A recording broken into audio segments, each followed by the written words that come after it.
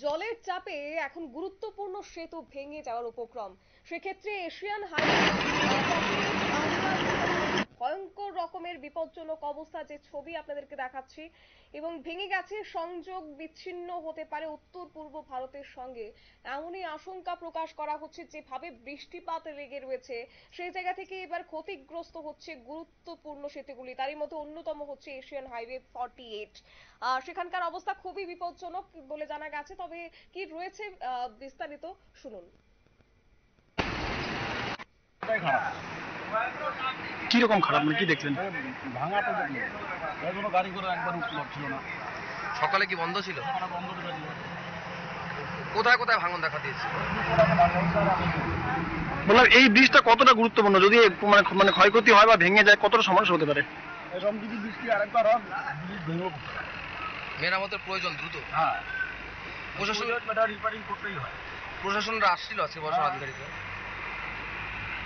কতটা ক্ষতি হয়েছে ব্রিজের? কি আমি সাইডটা দেখি, আমি দুই সাইডে দেখে দুই গাড়ি ক্ষতি হয়েছে।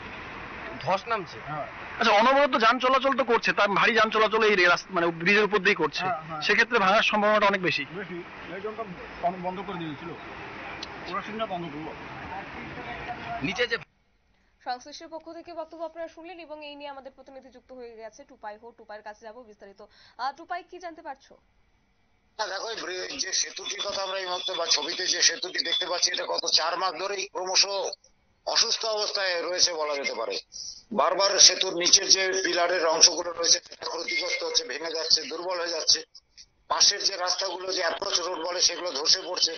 এবং গত দুদিন ধরে উত্তরবঙ্গ জুড়ে, জলপাইগুড়ি সহ উত্তরবঙ্গ জুড়ে যে প্রবল প্রাকৃতিক দুর্যোগ চলছে, যে বন্যা পরিস্থিতি সৃষ্টি হয়েছে, তাতে প্রত্যেকটা নদীর জলস্তর বেড়েছে এবং জলের স্রোত বেড়েছে। সেই কারণে এই নদীর নিচের যে পিলার গুলো, খুঁটিগুলো রয়েছে, সেখান থেকে মাটি সরে যাচ্ছে।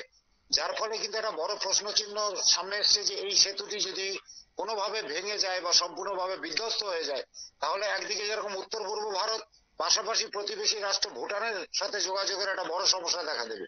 কেন আমরা জানি এশিয়ান হাইওয়ে 48 নম্বরের এই পথ দিয়ে কিন্তু ভুটান দেশের বিভিন্ন পরিবহন সামগ্রী এই পথ দিয়ে যায়। পাশাপাশি উত্তর পূর্ব ভারতের আসাম, মেঘালয়, ত্রিপুরা, অরুণাচল, সম্পূর্ণ যে উত্তর পূর্ব ভারতের রাজ্যগুলো আছে, তাদের পণ্যবাহী যে গাড়িগুলো আছে, ট্রাকগুলো আছে, সেগুলো কিন্তু এই সেতুর উপর দিয়ে যাতায়াত করে। কিন্তু 4 মাস ধরে এই সেতুর এই অবস্থা চলছে, এবং আজকে যেটা স্থানীয়রা জানাচ্ছে, যে ক্রমশ সেতু দুর্বল হয়ে পড়ছে এবং যে কোনো সময় বড় রকমের বিপর্যয় নেমে আসতে পারে। ধন্যবাদ। আপনারা শুনলেন, অর্থাৎ প্রবল বৃষ্টি এবং বন্যার কারণে উত্তরবঙ্গে সম্প্রতি যে পরিস্থিতি, দুধিয়া থেকে শুরু করে বিজনবাড়ি সেতু সহ বেশ কয়েকটি গুরুত্বপূর্ণ সেতু এখন জলের চাপে ভেঙে পড়েছে, এবং সেক্ষেত্রে এখন অবস্থা সেই সেতুটির জরাজীর্ণ অবস্থা। এশিয়ান হাইওয়ে 48 আংরা ভাষা সেতু, ভয়ঙ্কর রকমের পরিস্থিতি, যে কোনো সময় যে কোনো বিপত্তি ঘটতে পারে বলে আশঙ্কা প্রকাশ করছেন সেখানকার বাসিন্দারা। নিয়ে নিচ্ছি ছোট্ট একটি বিজ্ঞাপন বিরতির, সঙ্গে থাকুন।